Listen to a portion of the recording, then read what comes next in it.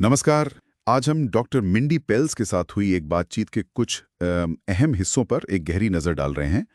इसमें वज़न घटाने, खासकर पेट की चर्बी और हाँ, फास्टिंग यानी उपवास से जुड़ी बातें शामिल हैं। ये सब उनके एक इंटरव्यू से लिया गया है। हम्म। हमारा मकसद है वज़न बढ़ने के उन कारणों को समझना जो शायद उतने ऑब्वियस नहीं हैं, और उन तरीकों को जानना जिन पर डॉक्टर पेल जोर देती हैं। बिल्कुल। और इसमें कुछ हैरान करने वाली बातें भी हैं। हाँ, जैसे एक दिलचस्प बात ये सामने आई कि उपवास में सबसे बड़ी गलती शायद वो नहीं है जो ज्यादातर लोग सोचते हैं। तो चलिए इसी से शुरू करते हैं। हाँ, बताइए। तो डॉक्टर पेल्स का सबसे अहम पॉइंट ये है कि उपवास में सबसे बड़ी चूक है रोज एक ही तरह का उपवास करना। अच्छा, मतलब रोज 16 घंटे का उपवास करना ठीक नहीं? हाँ, शरीर उसका आदी हो जाता है और फिर वो मेटाबॉलिज्म धीमा कर देता है, ऊर्जा बचाने के लिए। समझी। तो वो वेरिएशन यानी बदलाव लाने की बात कर रही हैं। बिल्कुल, उन्होंने फीस्ट फैमिन साइकिलिंग का जिक्र किया। कभी खाना, कभी उपवास, जैसे हमारे पूर्वज करते थे। उनका कोई फिक्स पैटर्न नहीं था ना। सही बात है।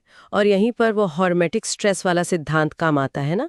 मतलब शरीर को छोटे छोटे चैलेंज देते रहना ताकि वो अनुकूलित होता रहे, मजबूत बने। हाँ बिल्कुल, जैसे कसरत से मांसपेशियां बनती हैं।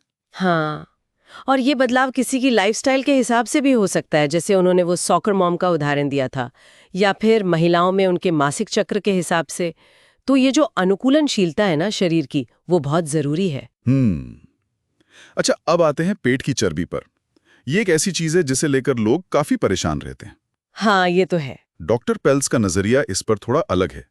वो कहती हैं कि पेट की चर्बी असल में शरीर का एक तरीका है। तरीका किस चीज का? अतिरिक्त ग्लूकोज, हार्मोन्स, यहाँ तक कि टॉक्सिन्स, इनको जमा करने का, ताकि जो जरूरी अंग हैं वो सुरक्षित रहें। अच्छा, तो ये सिर्फ मतलब विल पावर की कमी नहीं है, नहीं। बल्कि एक तरह का डिफेंस मैकेनिज्म है। हाँ बिल्कुल, शरीर की एक सुरक्षा प्रणाली। यहाँ बात वाकई दिलचस्प हो जाती है। और इसमें वो तनाव वाला हार्मोन कॉर्टिसोल, उसका भी तो रोल होता है ना। हाँ, बिल्कुल। बढ़ा हुआ कॉर्टिसोल पेट के आसपास चर्बी जमा होने को बढ़ावा देता है, पर अच्छी बात यह है कि इसे संभालना मुश्किल नहीं।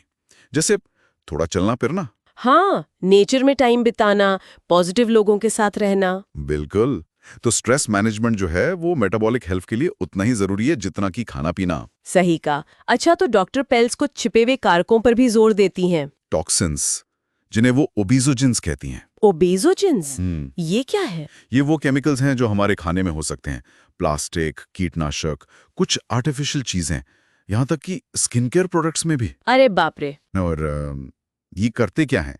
ये शरीर की स्टेम सेल्स को फैट सेल्स, चर्बी वाली कोशिकाएं बनाने के लिए उकसा सकते हैं, रीप्रोग्राम कर सकते हैं। अच्छा, ये तो गंभीर बात है। हाँ, उन्होंने वो लेस चिप्स का उदाहरण भी दिया था कि कैसे उन्हें डिजाइन किया जाता है कि डोपामाइन तो बढ़े, पर पेट भरने का सिग्नल ना मिले तो आप खाते जाते हैं।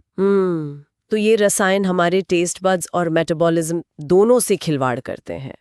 और फिर हम सोचते हैं कि डाइट और एक्सरसाइज के बाद भी वजन कम क्यों नहीं हो रहा। एग्जैक्टली।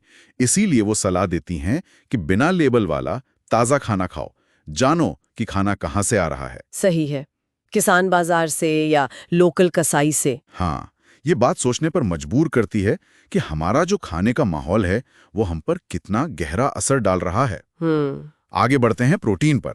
डॉक्टर पेल्स इसे हीरो मैक्रो कहती हैं। Hero macro? हाँ, उनका सुझाव है कि ग्राम गिनने से बेहतर है हर मील में प्रोटीन शामिल करो। गाइडलाइन तो है कि बॉडी वेट के हर पाउंड पर 1 ग्राम, पर वो कहती हैं N of 1, यानी आपका अपना अनुभव सबसे जरूरी है। अच्छा।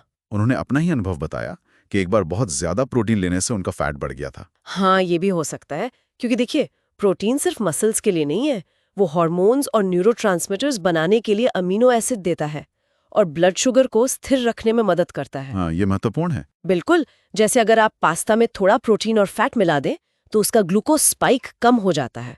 तो सिर्फ एक मैक्रो पर फोकस करने के बजाय पूरा मील कैसे बना है, प्रोटीन, हेल्दी फैट, फाइबर, ये संतुलन ज्यादा मायने रखता है।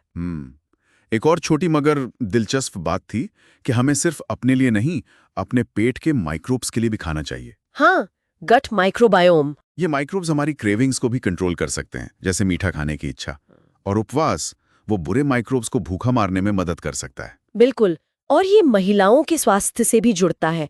हार्मोन बनाने के लिए शरीर को खास पोषक तत्व चाहिए, जिन्हें वो की24 कहती हैं, मतलब जरूरी विटामिन्स और मिनरल्स। अच्छा। तो खाने में वैरायटी होनी चाहिए। खाना सिर्फ कैलोरी नहीं है, वो शरीर के पूरे सिस्टम को चलाने वाला कच्चा माल है। और हाँ, ये माइक्रोब्स को भी पोषण देता है, जो हार्मोन संतुलन में मदद करते हैं। तो कुल मिला के निचोड़ ये निकलता है कि सिर्फ कैलोरी गिनना या रोज एक ही तरह का उपवास करना काफी नहीं है। हमें शरीर के अंदरूनी सिस्टम को समझना होगा। हाँ, तनाव कैसे असर करता है, टॉक्सिन कहाँ जमा होते हैं, हमारे माइक्रोब्स क्या चाहते हैं, हार्मोन्स की क्या जरूरतें हैं, ये सब। सही है। और इसी सबसे एक सवाल मन में आता है, जिस तरह टॉक्सिन्स और तनाव चर्बी जमा होने पर असर डालते हैं, तो क्या हमारा ध्यान सिर्फ इस पर होना चाहिए कि क्या खा रहे हैं, या फिर उतना ही ध्यान इस पर भी देना जरूरी है कि शरीर किस माहौल में जी रहा है? अंदरूनी माहौल यानी माइक्रोब्स का, और बाहरी माहौल यानी तनाव और टॉक्सिन्स का। ये एक बहुत गहरा सवाल है सोचने के लिए।